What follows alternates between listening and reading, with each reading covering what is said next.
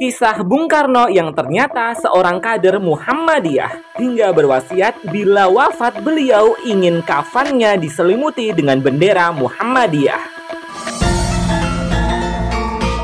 Channel Cah Solo.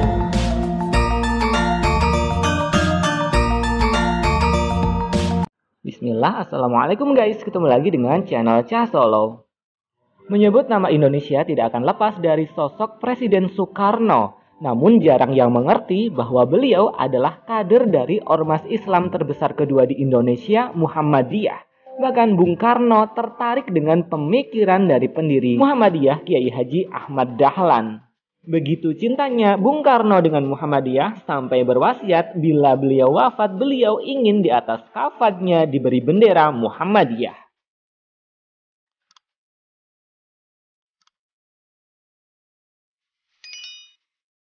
Dalam hidup Bung Karno, beliau sangat terinspirasi pada Kiai Haji Ahmad Dahlan. Bagi Bung Karno, Kiai Haji Ahmad Dahlan adalah sosok revolusioner yang membawa nilai Islam selangkah lebih maju, terutama terkait pendidikan.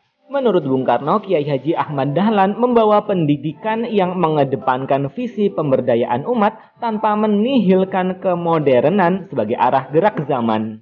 Hal inilah yang membuat Soekarno muda terpantik untuk mempelajari Islam dan Muhammadiyah, konsep yang membuatnya dekat dengan Muhammadiyah sampai akhir hayatnya. Sejak remaja, Soekarno sudah dekat dengan Muhammadiyah. Asal-muasalnya adalah kebiasaan Kiai Haji Ahmad Dahlan yang suka mengunjungi indekos milik Haji Umar Said Cokro Aminoto di Surabaya. Di indekos tersebut, selain bertukar pikiran dengan Haji Umar Said Cokro Aminoto, Kiai Dahlan juga mengajar para penghuni indekos sekaligus murid Cokro Aminoto, yang salah satunya adalah Soekarno. Soekarno muda tertarik dengan tablik Islam yang disampaikan oleh Kiai Haji Ahmad Dahlan. Soekarno muda tertarik dengan pidato yang berisi regenerasi dan rejuvenasi Islam yang disampaikan oleh Kiai Haji Ahmad Dahlan. Pemahaman Islam yang dijabarkan Kiai Haji Ahmad Dahlan memantik kesadaran Soekarno bahwasanya ada pertautan antara pemahaman agama Islam dengan kemajuan suatu masyarakat dan bangsa. Dari pertemuan dengan pemikiran dan kepribadian Kiai Haji Ahmad Dahlan itulah kedekatan dan kecintaan Soekarno kepada Muhammadiyah menguat.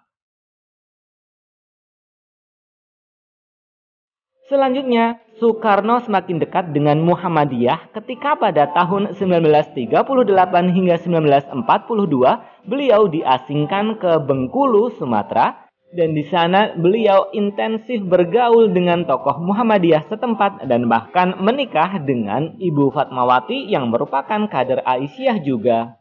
Kemudian selama pengasingan di Bengkulu itu, Soekarno tidak hanya tercatat sebagai Ketua Dewan Pengajaran Muhammadiyah Daerah Bengkulu, tetapi juga menjadi anggota resmi Muhammadiyah. Di Bengkulu ini, Soekarno mempersunting putra tokoh Muhammadiyah setempat yang bernama Hasanuddin, yakni Fatmawati. Ibu dari Fatmawati, Khadijah, juga merupakan seorang tokoh Aisyah Bengkulu waktu itu. Kelak ketika Presiden Soekarno pindah ke Yogyakarta karena ibu kota Indonesia pindah ke Yogyakarta, Presiden Soekarno memanfaatkan momentum itu untuk mempertemukan istrinya Fatmawati dengan tokoh-tokoh Aisyah. Soekarno lantas mengundang beberapa tokoh Aisyah ke Gedung Agung Yogyakarta. Dalam pertemuan itu, Soekarno meminta agar ibu-ibu Aisyah mengajak Fatmawati terlibat aktif dalam kegiatan-kegiatan Aisyah di Yogyakarta. Dalam momen itu juga Fatmawati bercerita bahwa ketika menjahit bendera merah putih untuk proklamasi kemerdekaan, Ibu Fatmawati menjahitnya dengan menyenandungkan lagu-lagu Aisyah yang berjudul Nasiahku Sayang. Pada awal-awal kemerdekaan sempat ada sedikit perbedaan paham politik antara Soekarno dengan Muhammadiyah. Perbedaan tersebut hampir membuat Soekarno dicoret namanya dari keanggotaan Muhammadiyah. Namun pada tahun 1946 itu Soekarno meminta agar namanya tidak dicoret dari Muhammadiyah. Pada tahun-tahun berikutnya, pada awal 1960-an, sikap politik Soekarno dinilai mulai menyudutkan umat Islam. Di antaranya adalah pembubaran Partai Masyumi atau Majelis Syuro Muslimin Indonesia yang dituduh terlibat pemberontakan PRRI Permesta walaupun tuduhan tersebut kurang bukti. Meskipun begitu, Soekarno dengan tegas menyatakan bahwa dirinya tetaplah kader Muhammadiyah. Selain hubungan yang merenggang dengan Muhammadiyah sebagai entitas organisasi, Soekarno juga pernah bersitegang dengan tokoh Muhammadiyah. Pada tanggal 27 Januari 1964, tokoh Muhammadiyah asal Minangkabau, Buya Hamka, menjadi salah satu korban sikap politik Soekarno. Buya Hamka ditahan atas tuduhan upaya pembunuhan, tuduhan yang mengada-ngada dan melewati batas. Ulama besar yang pernah menjabat sebagai Ketua Majelis Ulama Indonesia itu bahkan ditahan sampai selama 2 tahun 4 bulan. Meskipun begitu, Buya Hamka tidak menaruh dendam pada sosok yang memenjarakannya itu. Ketika Soekarno wafat, Buya Hamka lah yang menjadi imam sholat jenazah Bung Karno. Di tengah pasang surut panas dingin hubungan politik Soekarno dengan Muhammadiyah, pada 7 Juli 1953, Soekarno memberikan pengakuan atas besarnya sumbangsih Muhammadiyah kepada bangsa Indonesia melalui sebuah surat resmi.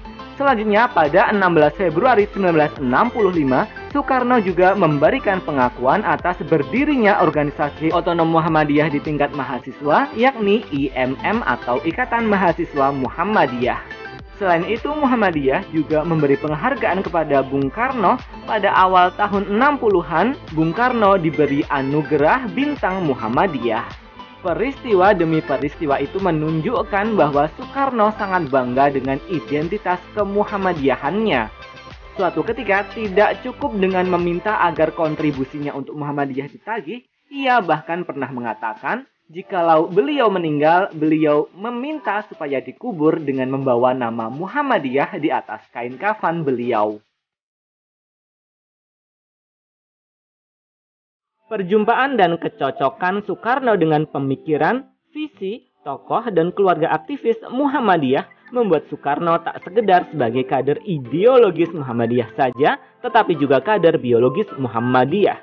Dalam momentum Muktamar Muhammadiyah ke-35 di Jakarta yang merupakan muktamar setengah abad Muhammadiyah, Soekarno yang waktu itu merupakan Presiden Republik Indonesia mendapat sambutan hangat dari warga Muhammadiyah.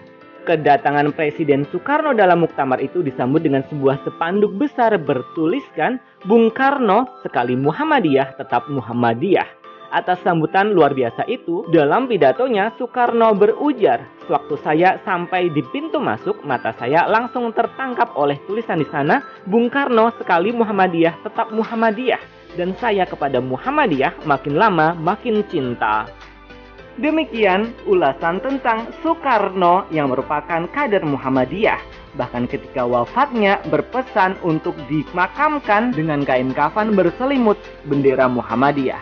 Thanks for watching, terima kasih, alhamdulillah, semoga bermanfaat. Wassalamualaikum.